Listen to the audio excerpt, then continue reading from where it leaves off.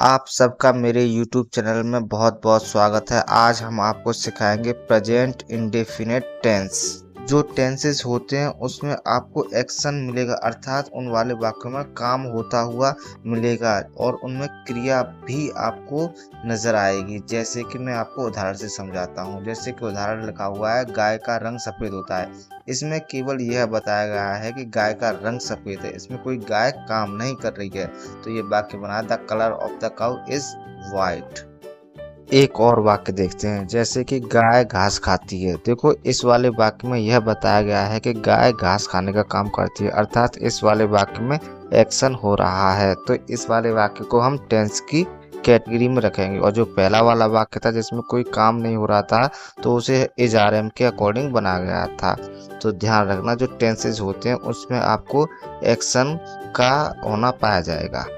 पहचान, इन वाक्यों के अंत में ता है, ती है, ते हैं, तो हैं, अर्थात त और हा शब्द का कॉम्बिनेशन आपको मिलेगा। और इसके वाक्यों में वर्तमान समय में ही काम होता हुआ मिलेगा। वैसे आपको बता दूं, ज्यादातर वाक्यों में आपको ता है, ती है, ते है इत्यादि ही शब्द मिलेंगे। तो हम सबसे पहले देखते हैं अफर्मेटिव, अर्थात सकारात्मक वाक्य, और इन्हें साधारण वाक्य भी कह देते हैं। तो इसका पहला नियम यह है कि इसमें एक वचनकर्ता के साथ आपको क्रिया में एस या ईएस लगानी है। एक वचनकर्ता जैसे ही है, सी है, इट है, या फिर कोई भी सिंगुलर नाउन। सिंगुलर नाउन का अर्थ होता है किसी एक व्यक्ति या वस्तु की बात कही हो। उदाहरण से समझते हैं, वह स्कूल जाती है, सी गोज टू स्कूल। यहाँ लड़की के बारे में बात कही है तो सी लगाया, अगर लड़का होता तो ही लगाते। दूसरा है, प्रत्येक माँ अपने बच्चे को प्यार करती है, every mother loves her child. दोनों ही वाक्यों की क्रिया में एस या ईएस जोड़ दिया गया है नियम के अनुसार। जैसे कि पहले में क्रिया है गो, इसमें ईएस जोड़ दिया है। दूसरे में क्रिया है लव, इसमें एस जोड़ दिया गया है। तो ये दोस्तों, जो एस और ईएस लगती है, इसके नियम हमने आपको वैसे पहले बता दिए हैं। एक और वाक्य देखते हैं, मोहन रोजाना स्कूल जाता है, Mohan goes to school every day. तो इसका नेक्स्ट रूल यह है कि बहुवचनकर्ता के साथ आपको क्रिया में एस या ईएस नहीं लगाना है। बहुवचनकर्ता है जैसे यू, वी, दे, या फिर कोई भी प्लूरल नाउन। प्लूरल नाउन का अर्थ यह होता है कि कोई भी एक व्यक्ति और एक वस्तु से ज्यादा के बारे में बात कही गई हो। और आई को भी बहुवचन की श्रेणी में रखा गया है। फॉर एग्जाम्पल, तुम एक पत्र लिखते हो, यू राइट अ लेटर, मैं उसका पता जानता हूँ, आई नो हिज एड्रेस। दोनों ही वाक्यों की क्रिया में एस या ईएस नहीं लगाया गया। पहले वाक्य की क्रिया है राइट और दूसरे वाक्य की क्रिया है नो, दोनों में ही एस या ईएस नहीं जोड़ा गया है। दो एग्जाम्पल और देखते हैं, जैसे कि बिल्ली रात में रोती है, the cat cries at night, और दूसरा है बिल्लियां रात में रोती हैं, the cat cry at night. ये जो पहला वाक्य है बिल्ली, ये है सिंगुलर नाउन, और दूसरा है जो बिल्लियां, ये है प्लूरल नाउन। ये हम पहले ही आपको बता चुके हैं कि जब ईएस लगाते हैं तो वाई को हटा के आई में बदल देते हैं और उसके बाद ईएस लगा देते हैं। नेगेटिव अर्थात नहीं वाले वाक्य, जिनमें नहीं शब्द आए। नेगेटिव वाक्य में आपको एक वचनकर्ता के साथ तो डज नॉट लगाना है और बहुवचनकर्ता के साथ आपको डू नॉट लगाना है। यदि वाक्य में कभी नहीं शब्द आए तो वहां आपको कभी नहीं की इंग्लिश नेवर लगानी है। डज नॉट और डू नॉट का यूज नहीं करना है, क्योंकि कभी नहीं की इंग्लिश नेवर ही होती है। जैसे कि वह अपना पाठ याद नहीं करता है, he does not learn his lesson, ऐसे डजंट भी बोल देते, he doesn't learn his lesson. आप सोच रहे होंगे इसमें एस या ईएस क्रिया में क्यों नहीं आया है, तो आपको बता दूं मैं, केवल अफर्मेटिव वाक्य में एस या ईएस आती है, लेकिन जब नेवर वर्ड आएगा, कभी नहीं, तो वहाँ ये एस और ईएस वाला नियम अप्लाई होगा। तो नेक्स्ट वाक्य देखते हैं, मैं आम नहीं खाता हूँ, I do not eat mangoes. ये जो डू नॉट लिखा हुआ है इसे डोंट भी बोल देते हैं, और जो डज नॉट होता है उसे डजंट बोल देते हैं। तो ये याद कर लेना।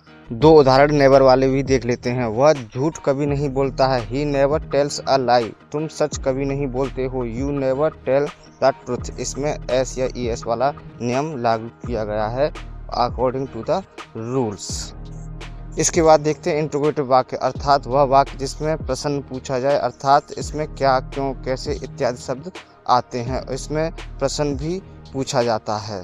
यदि वाक्य में प्रश्नवाचक शब्द आए तो सबसे पहले आपको उसी की इंग्लिश लगानी है। लेकिन इन वाक्यों में याद रखना, यदि वाक्य में क्या शब्द आए या फिर कोई भी क्वेश्चन वर्ड आए और उस वाक्य का आंसर आप यस और नो में दे दें तो सबसे पहले आपको डू या डज लगाना है एज पर सब्जेक्ट।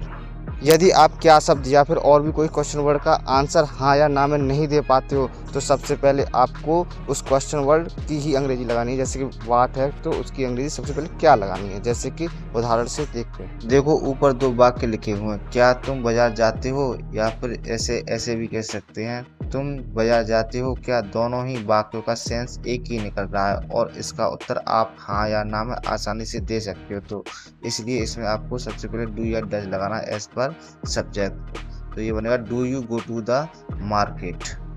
तो नेक्स्ट वाक्य देखते हैं, वह बाजार में क्या करता है। इसका आंसर यस और नो में नहीं दिया जा सकता है। इसमें उस व्यक्ति को बताना पड़ेगा कि वह बाजार में क्या काम करता है। तो इसमें आपको सबसे पहले क्या की अंग्रेजी लगानी है, उसके बाद डू या डज लगाना एज पर सब्जेक्ट। तो वाक्य बनेगा what does he do in the market. ये इसमें जो ही के बाद डू लगा है वो करने की मीनिंग है। देखो वाक्य को समझो, व्हाट डज ही डू, वह क्या करता है इन द मार्केट।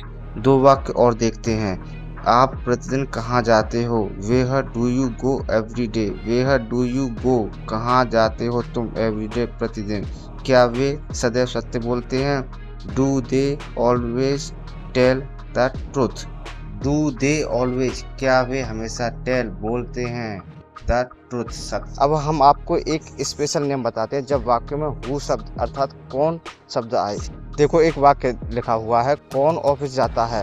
तो इस वाक्य में आप आंसर यस और नो में नहीं दे सकते, आपको बताना पड़ेगा कि ऑफिस कौन जाता है। तो अकॉर्डिंग टू द रूल्स आपको सबसे पहले कौन की वर्ड की इंग्लिश लगानी है। तो कौन वर्ड की इंग्लिश है हु, ये वाक्य बनेगा who goes to the office. लेकिन पॉइंट वाली बात यह है कि हु के साथ डू या डज क्यों नहीं आया है। तो यहाँ who co as a subject use किया गया है क्योंकि जो ऑफिस नहीं जाता है वही यहाँ करता है। अगर यही वाक्य नहीं वाले में होता, जैसे कौन ऑफिस नहीं जाता है, तो वहाँ आपको डू नॉट और डज नॉट का यूज़ करना होता है। इसी वाक्य को नेगेटिव फॉर्म में देखते हैं, कौन ऑफिस नहीं जाता है। तो ये वाक्य है who does not go to office. तो यहाँ आपने देखा वो डज नॉट का यूज़ किया गया है। तो जब ऐसे वाक्य नेगेटिव फॉर्म में आते हैं तो आपको डू नॉट और डज नॉट का यूज़ करना है एज पर सब्जेक्ट। इसके बाद हम नेक्स्ट वीडियो में इस प्रेजेंट इंडेफिनिट की आपको बहुत प्रैक्टिस कराएंगे जिससे आपको सारे डाउट क्लियर हो जाएंगे। यदि मैं और भी ज़्यादा